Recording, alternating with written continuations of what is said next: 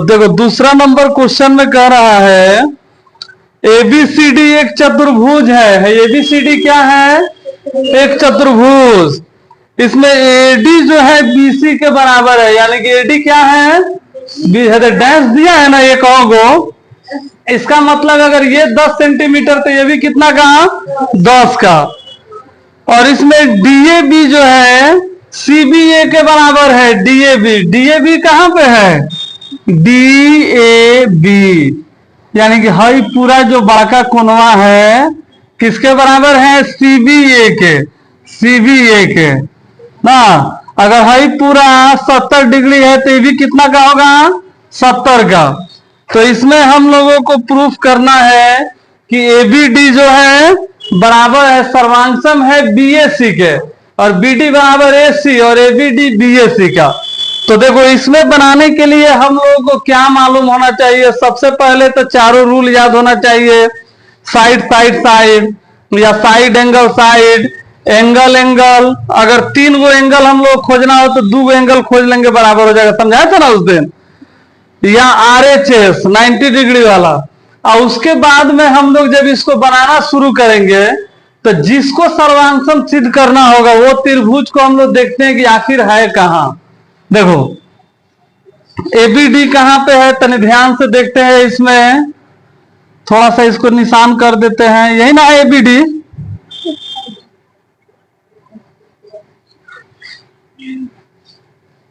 देखो तो यानी कि ये है एबीडी।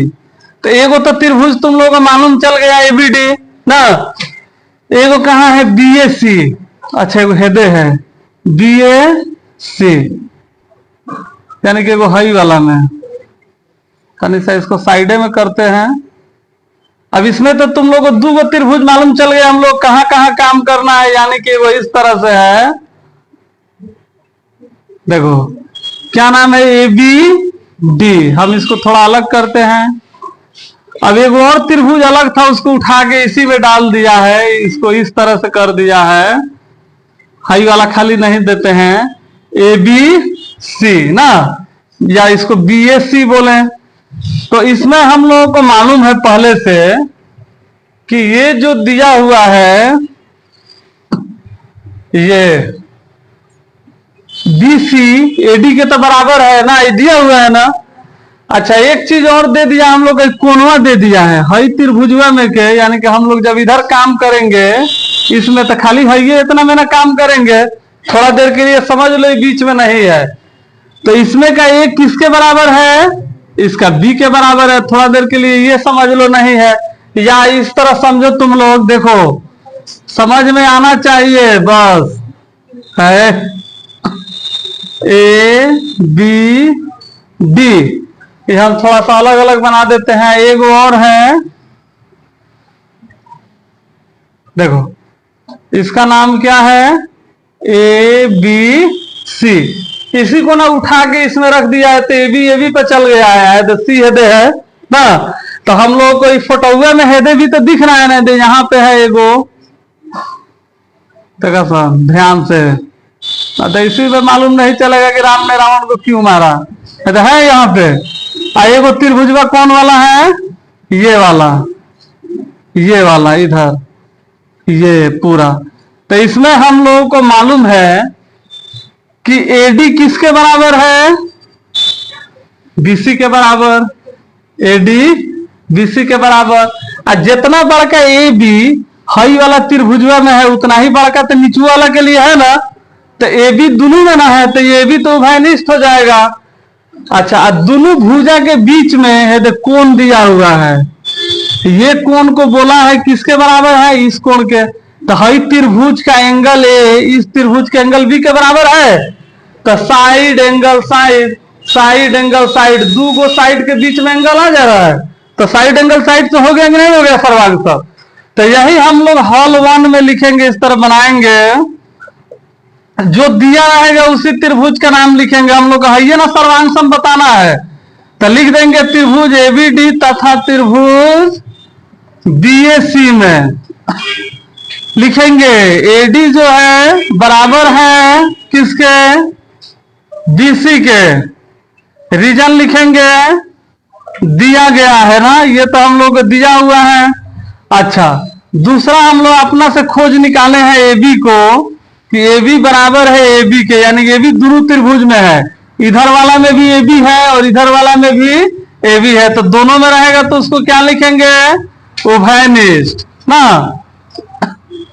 उसके बाद में इसका जो एंगल ए है, ए का पूरा बड़का लिखा है ना, एंगल डीएबी या बीएडी कह सकते हैं, तो इसमें डीएबी दिया है तो हम भी डीएबी ही लिखते हैं। इस बी को क्या बोलेंगे, सीबीए बराबर है, इसका भी रीजन क्या लिखेंगे, दिया गया है ना। अब देखो इसके बाद तुम लोग लिखेगा सब साइड एंगल साइड, सर्वांग समता की कसौटी से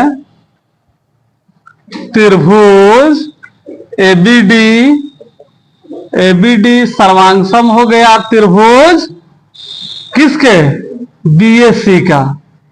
अच्छा, अब पूछा है दिखाने के लिए कि बीडीएसी के बराबर होगा कि नहीं, तो इसी में से निकल जाएगा, दूगो लास्ट वाला बराबर होगा कि नहीं होगा। या तुम लोग एंगल भी लिख सकता है सर, एंगल ए बराबर होगा एंगल बी का, एंगल बी बराबर एंगल ए का, और एंगल डी बराबर हो जाएगा एंगल सी का।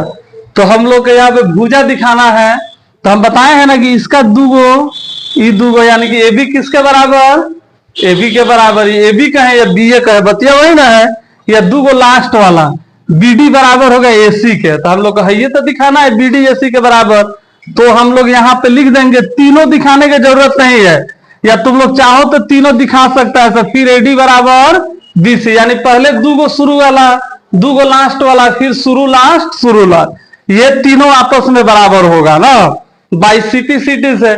तो हम लोग का एगो जरूरत है, तो हम लोग यही लिख देंगे बीडी बराबर होगा एसी के, क्या लिखेंगे, रीजन बाई सीटी ना। तो ये तो हम लोग का दूसरा नंबर यहाँ पे बन गया, दूसरा नंबर तो आंसर हम लोग का पहला के में से निकल गया। अब आए हम लोग तीसरा पर, अब देखते हैं तीसरा त्रिभुज कहाँ है, एबीडी, देखते हैं एबीडी तो ये है, अब बीएसी एंगल बताना है, एंगल एबीडी, देखो बी कहाँ पे है, यहाँ पे है, तो पहले ही से दिया हुआ था ना, डी ए बी, अब एबीडी हाँ, इसमें क्या है नन की, देखो ध्यान से तुम लोग, है जो बनाया हुआ है ए डी बी ना, और इधर वाला जो त्रिभुज था यहाँ पे, इसका नाम क्या हो गया, ए बी सी ना। हम लोगों से क्या पूछा, एबीडी कहाँ पे, यहीं पे ना है, यानी कि है इसमें का आधा, इसमें का बीएसी